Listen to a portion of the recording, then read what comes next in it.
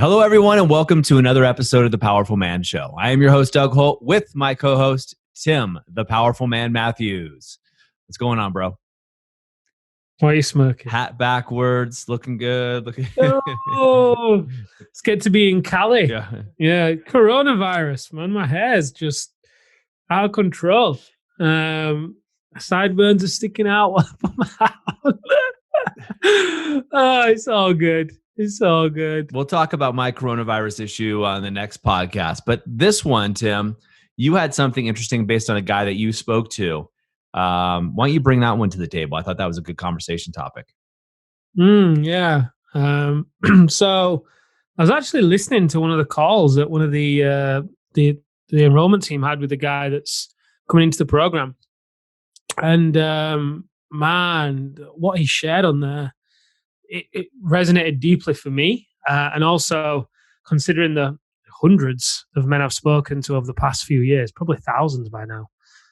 It's a theme. It's a common theme. I've heard many other men say it, and he was describing this struggle that he had between having to choose between his, or at least how he felt, had to choose between his business and his wife, right? And he was torn because him and his family wanted to move into a bigger home. They wanted to provide a lifestyle for his wife and for his kids, where his kids could grow up in nature and not have to worry about playing out on the street, and be able to just run out of the back garden into the hills, and he could go camping with them, just walking out the back of the door and have this gorgeous open house that his wife would really love and adore. And, do you know what, Tim? All of that takes money, So I've built the business to be in a position where we can now afford this. And we're about to move into it. And my wife says that she doesn't want to move into it because she doesn't want to be with me. She's out. She's gone. She's checked out. And he said, I found it really difficult because, I saw the signs coming, but then she also was talking to me, or rather, should I say, we'd agreed that this is what we were going to do. Here's the vision. We're going to move into this house. Okay, well, as a guy, I'm going to achieve that, right? I'm going to go there. I'm going to achieve it. So he thought he was doing the right thing. And he thought some of his complaints from his wife about how he wasn't there, or how he used a great word. He said, Tim, I use my wife as my emotional punching bag. I'd come home from work with all the stress of the day and I'd take it out on her. And her cup would be full, and then I'd walk through the door, and by the time I'd been at home for an hour or two, she was drained. I drained her out with my negativity and with my frustration at the day. So as this went on for years, in order to get the house, the journey to the house didn't even make the house worth having. So by the point we were in a position to have it, she'd gone, she'd checked out. And he said, do you know what? By this point, Tim, I'm ready to give up the business just for my wife. Or I also feel like giving up my wife for the business, because I spent the past 10 years building this thing, and it's now in a position to serve me and my life. I want to enjoy it, right? I want to enjoy the riches, which I get. Yeah, I get it. I want to enjoy the riches. And now his wife's saying he's checked out. She's checked out. They've tried marriage counseling and therapy. Didn't work for them. So he kind of thinks, oh, well, I've tried. Although obviously he's coming into our program, but I've tried. So this is where he's feeling torn. So, I'm curious to hear your take on this. And I'm sure that'll open up a segue into other avenues with this too. Yeah, there's a lot to unpack here. So one is, I think, for most business owners and most alpha men, right, once the vision is laid out, we put our head down, we get to work, and we go after it. And just what you were saying. And oftentimes what happens in my experience is we forget to check in with everybody about the vision, right? So maybe it's you and your partner, and you're talking about something, and you say you're going to go on vacation to Switzerland, whatever. And you're going to work hard, and you both agree that you're going to save money for this trip. And you're not going to spend on clothes or whatever it may be. Well, 6 months from then or a month from then, you may find your partner spending money on clothes. And a lot of times it's because you haven't relayed the foundation again, because she might be thinking, oh, we're still doing that. I didn't know we're still on that path. What? Is it lingerie or is it clothes? Lingerie is clothes, considered it, but hey, either way. And so that happens. And we also have the issue with the head and the heart. The head wants the house, the kids. The heart wants intimacy and connection. So those are things that commonly happen with married couples or just intense partnerships that are going on. It sounds like it might be happening for this guy. He showed up for his business, but wasn't showing up for his wife, and she wasn't getting what she needed Mm, in the relationship. And a lot of us guys, what we do is when the relationship isn't working out as business owners, is then we turn to our business to get that connection, or we turn to our business to get the significance that we want, right? From our business doesn't tell us we're wrong. Our business doesn't tell us we're bad. People give us accolades for being in business. So we can get a lot of our value and our self worth and our identity from the business itself, where, especially when it's missing from the relationship. mm.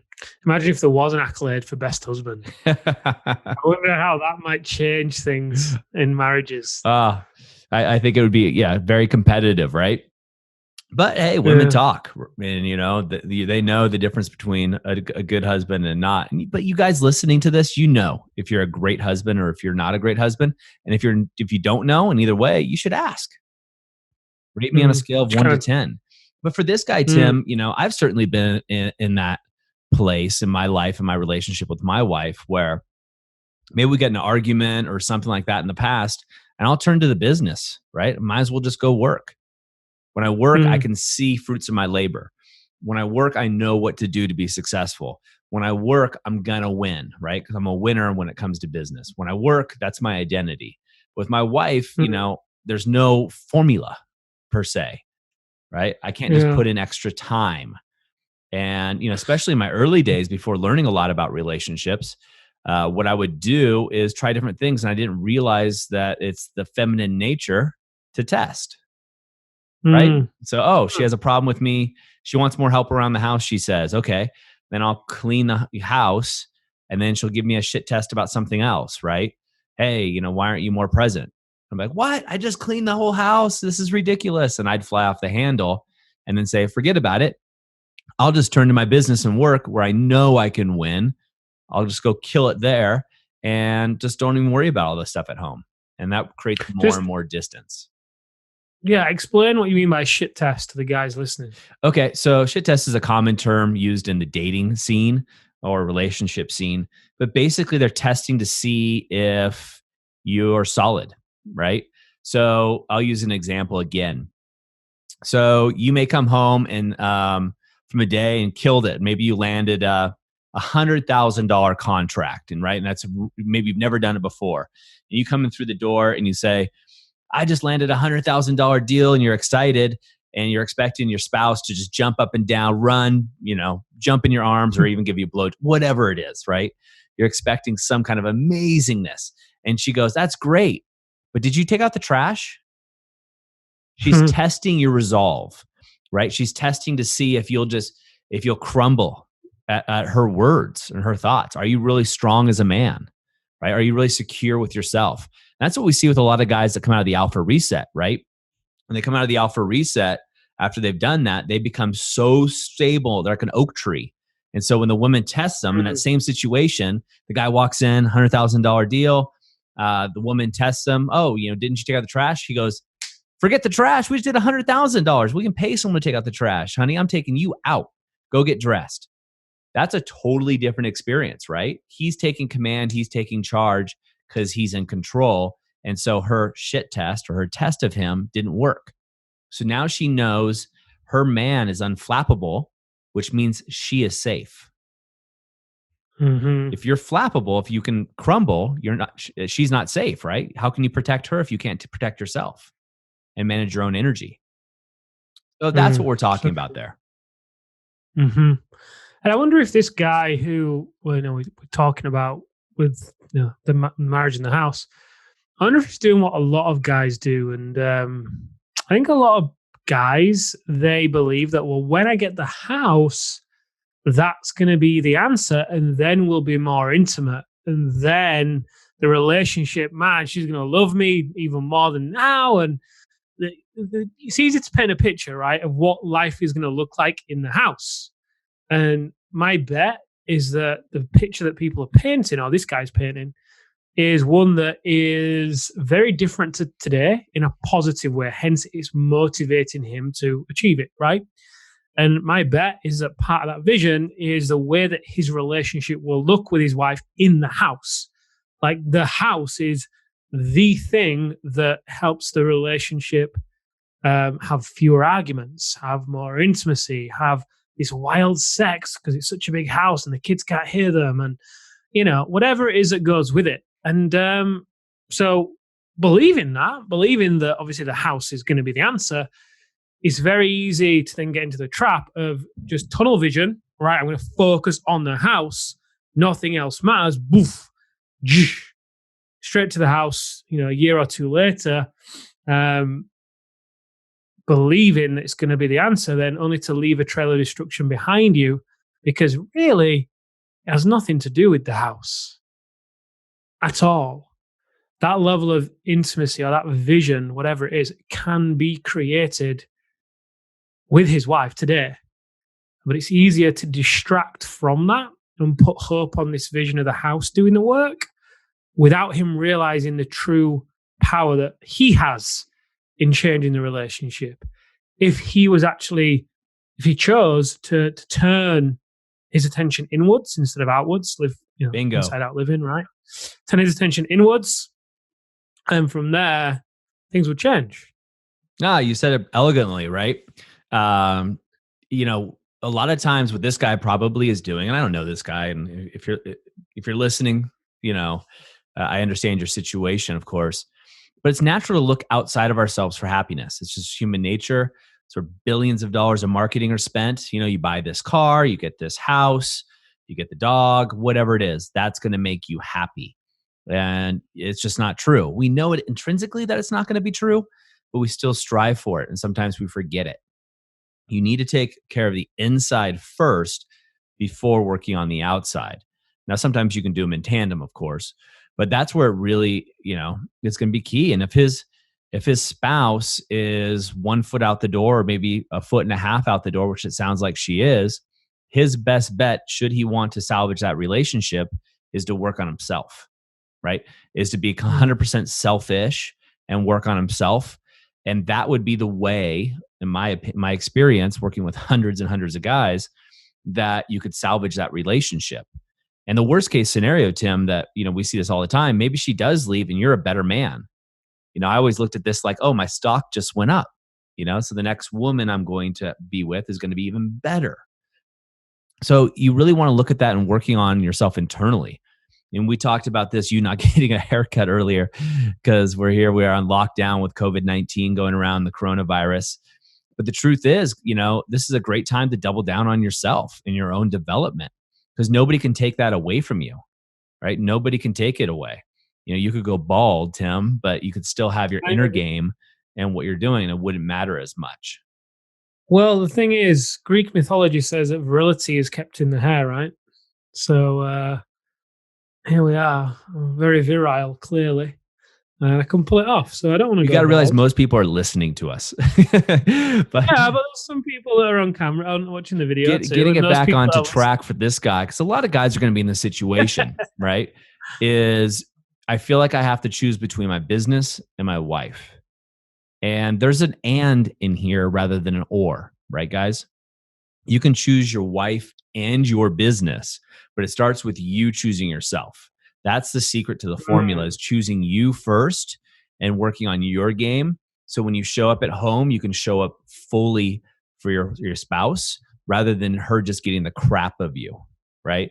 Rather than her just you getting the spent version of yourself, because you've spent everything at work, you're stressed out, you get home and you got nothing left to give, right? That's where most of us guys end up, right? I've certainly been there, right? And then you get home, I'm so tired. I'm going to have a cocktail, a drink. Just want to sit on the couch tonight. I know I said I was going to take you to dinner.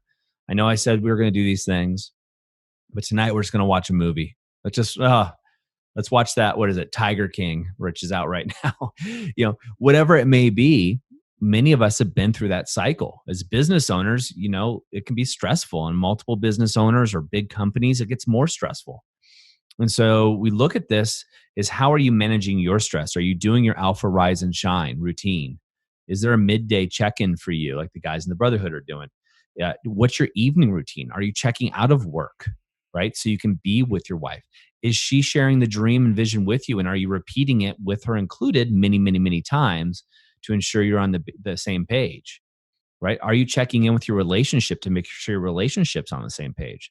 These are all things that you Mm, could do as a man to get your business and your wife rather than the or mm. situation. Yeah, managing your energy and not your time. Oh, yeah, absolutely. So, Tim, what would you wrap up in saying? What advice would you give this man? Obviously, he's looking and going to the activation method. He was on a call. He's going to move forward. Mhm. But imagine one of the guys that hasn't stepped up and gotten the phone. What would you say to them? I think you have summarized it really great. The way that I like to consider this, and you touched on this with the oak tree. I mean, if you look at the forest, right, there's always a tree that stands above all of the rest, right? In order for that tree to go tall, what has it got to do first? It's got to go deep. And it's got to go deep so it can withstand the storms that other trees won't get exposed to. And so that it can provide and nourish the forest floor beneath it in a way that many other trees just can't, right?